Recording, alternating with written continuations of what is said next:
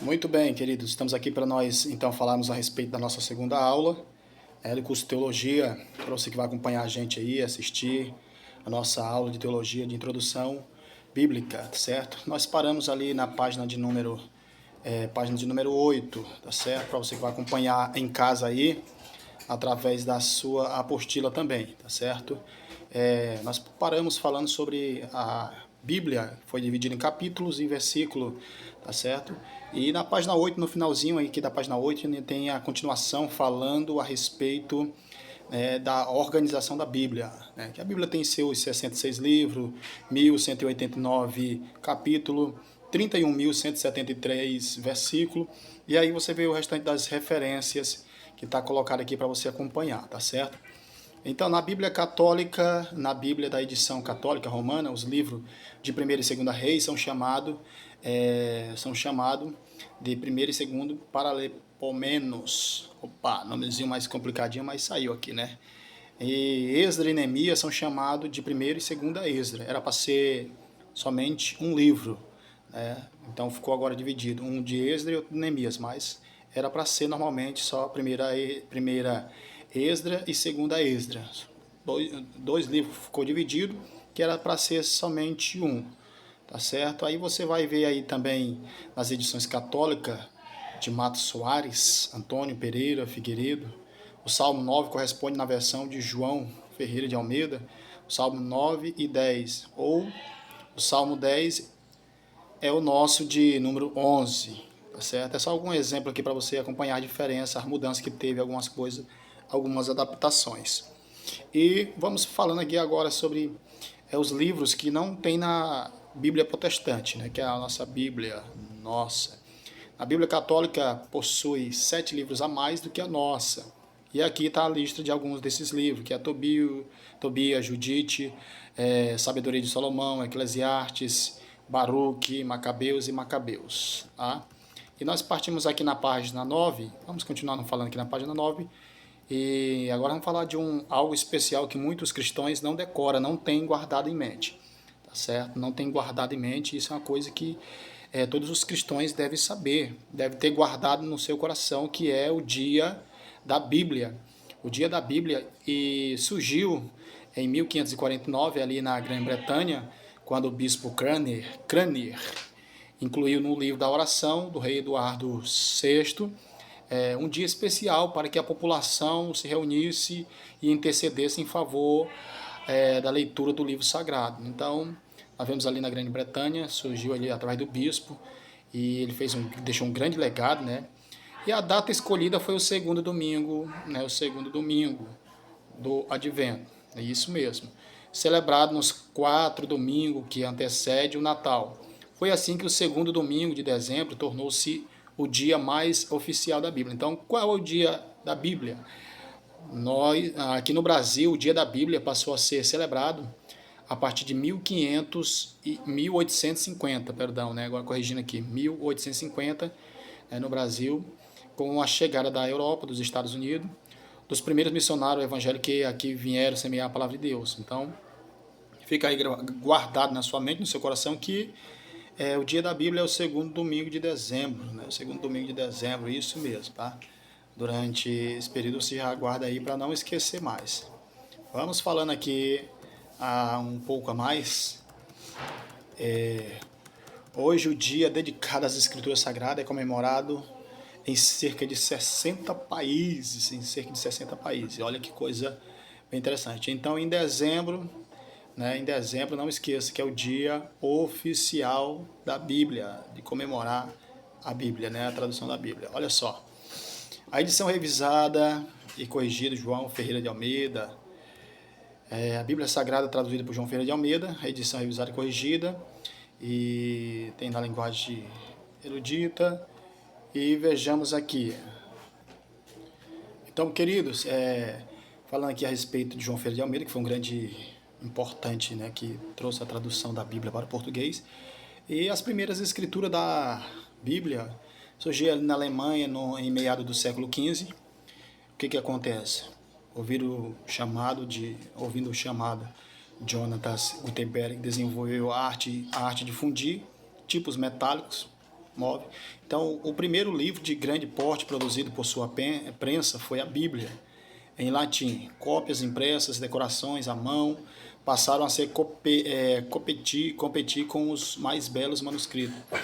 E ali, então, na Alemanha, no meado do século XV, foi que surgiu, então, a primeira impressão da Bíblia Sagrada, né? Finalmente, agora as escrituras estavam na mão de todos, né? Todos podiam ler, entendê-la, mas essas traduções ainda estavam vinculadas ao texto no latim. No início do século XVI, os manuscritos do texto em grego e hebraico perseverados na igreja orientais, começaram então a chegar na Europa, e chegando ali na Europa ocidental, havia pessoas eruditas que podiam auxiliar os sacerdotes ocidentais a ler e apreciar tais manuscritos, né? Então temos a data aqui da primeira publicação da Bíblia Sagrada, anote aí, guarde aí, né, no seu coração. Finalmente as escrituras podiam ser lidas, né, o povo podia participar, ou compreender o texto e assim por diante, né? O homem passou a ser parâmetro do mundo. A história passou a ser passou grande revolução no período renascentista. A visão dos homens sobre si mesmo era o centro, queria ser dominadores do conhecimento. Em outras palavras, a visão do homem basicamente tinha Deus como ponto de partida para todas as discussões acerca do universo e suas origens e seus mecanismos. Interessante, na Renascença, o homem voltou o seu olhar sobre si mesmo. É o que eu estava falando, torna-se antropocêntrico, né, podemos dizer. Começa a se colocar no centro das coisas. E vou dizer algo que é bem importante também, para você gravar e guardar aí no seu coração, que é a Bíblia. Ela foi escrita por mais de 40 autores, que não está na sua lição, não está na sua lição aí. Por mais de 40 autores, a Bíblia ela foi escrita e também levou um espaço aí de 1.600 anos. Haja vista que 400 anos o povo passou ali no período de cativeiro, então 1.600 anos levou um período para a Bíblia ser escrita por mais de 40 autores. E no meio desses 40 autores, ali tinha diversos tipos de gente, tinha fazendeiro, tinha reis, tinha profeta, né? Tinha gente pescadores, diversos tipos de gente e diversas escolaridades, diversas formações seculares. Mesmo tendo essas diferenças em saberes, em culturas, outro era fazendeiro, outro era boiadeiro, essas coisas assim, em momento nenhum os textos que cada um escreve há 100, 200 anos depois que o outro escreveu, não entra em conflito, não entra em contradição os textos. Isso é muito importante anotar, né? Então a Bíblia ela vem passando por diversas transformações, como foi escrito primeiro os livros em rolo, depois veio vindo ali o pergaminho, escrevia-se em pedras e cerâmica, madeira, e depois passou então para o tão chamado papiro, né, desenvolvido pelos egípcios, um povo muito inteligente nas artes, que foram desenvolvendo ali a respeito do papiro. Foi por volta do ano 2500 a.C. que os egípcios começaram a desenvolver o tão famoso papiro, que se originou o papel, certo? Anote aí, não esqueça. E dando continuidade. A introdução bíblica, a terminologia da palavra bíblica. Quem primeiro usou o nome Bíblia foi Crisóstomo. A palavra Bíblia vem do grego, já foi falado para todos os irmãos, que é biblion, ou livros, coleção de livros, tá certo? No século V, e você guarda aí o livro da geração de Jesus Cristo, filho de Davi, filho de Abraão. E aqui nós temos aqui na nossa página de número, deixa eu dar uma olhadinha, página de número 12, você que está acompanhando a gente aí na nossa videoaula de bibliologia, segunda aula do nosso conteúdo, da nossa matéria.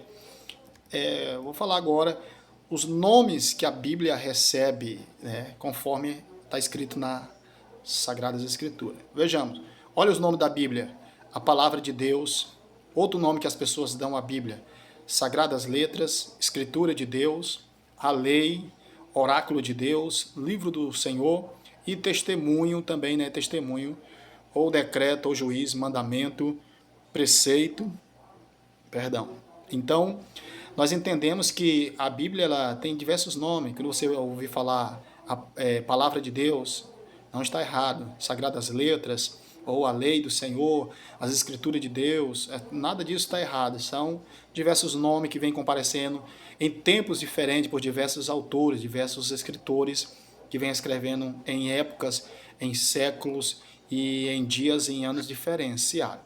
Né? Para Abacuque, para Hebreus, capítulo 14, melhor dizendo, né? Capítulo 4, versículo 12, é a palavra de Deus. Lá em 2 Timóteo 3,15, é chamado de Sagradas Letras. Lá em Êxodo 32:16, é chamado de Escrituras de Deus. Em Mateus 12:5, chama-se de a lei, e assim por diante. Então, aqui nós, continuando ainda aqui na nossa página de número 12, nós temos a origem, a história da Bíblia. E isso é muito importante você dar uma lida, meditar e ver todo esse acontecimento aqui, certo? Acompanhe de pertinho, direitinho, a história. Então, a história da Bíblia, por quê? Qual a intenção e da onde surgiu a necessidade de, então, escrever a Bíblia? A necessidade de se comunicar com o homem foi a partir desse ponto que Deus define, Deus realmente estabelece ali um registro escrito. Porque como nós vamos ver aqui na nossa lição, na nossa apostila, página 13, você vai ver que havia diversas formas de Deus se comunicar-se com seus servos, através dos anjos, através das pedras Urim e Tumim, através dos profetas, através das revelações ou visões e coisas semelhantes. Era a maneira que Deus se comunicava com o povo. Mas o que acontece? Deus via a necessidade de deixar ensinamento para as suas posteridade. Então, fez-se necessário o quê? Começar então a copelir, a redigir a Bíblia para ficasse como exemplo, como manual para os demais da sua geração, deixasse alguma coisa, né, como vestígio para que os demais pudessem continuar lendo e entendendo e guardando. Então foi por causa da extrema necessidade de Deus manter ali um ensinamento para o povo, porque outra hora Deus comunicava através de um anjo. O anjo chega lá e fala assim, assim, assim. Então o Espírito Santo de Deus descia, usava alguém, apoderava-se igual Sansão, fazia coisas grandes. Mas aí, através da palavra, hoje nós temos toda a orientação, como deve ser nossa vida, como devemos prosseguir, devemos andar. Então foi por causa dessa necessidade, né?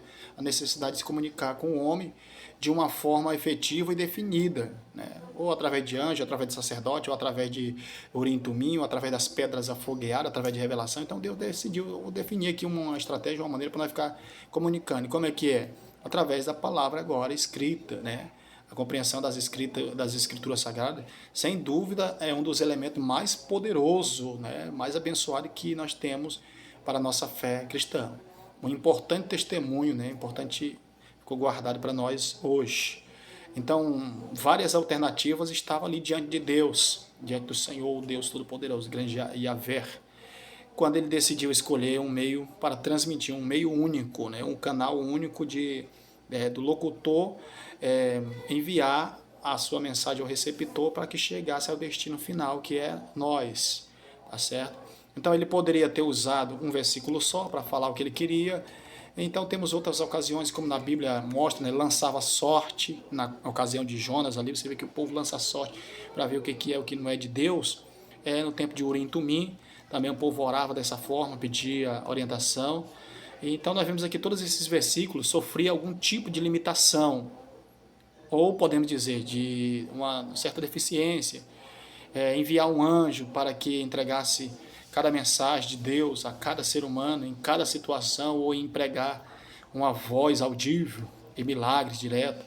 Tudo isso seria difícil de administrar, repetitivos. Então, lançar sorte, ou simplesmente resposta positiva ou negativa, adivinhar como era sim ou não. Se a pedra esquerda acendesse, não era. A pedra direita que estava no peitoral do sacerdote acendesse, era sim. Esquerda, não. Então, Deus precisava se comunicar de uma maneira mais clara, mais precisa. E hoje nós temos a Bíblia. E esta é o nosso manual de fé, nosso baluarte, é o nosso mapa, a nossa bússola que nos conduz a dimensões celestes. Certo, queridos? Então, fique aí com essa palavra, com esse momento, né? Agradeço a todos que estão acompanhando essas aulas. Deus abençoe grandemente. E dê uma lida, dê uma recapitulada em tudo que falamos, tá certo? E não esqueça, até a próxima, né? Até a próxima, estamos juntos para junto compartilharmos mais do ensinamento a respeito da bibliologia.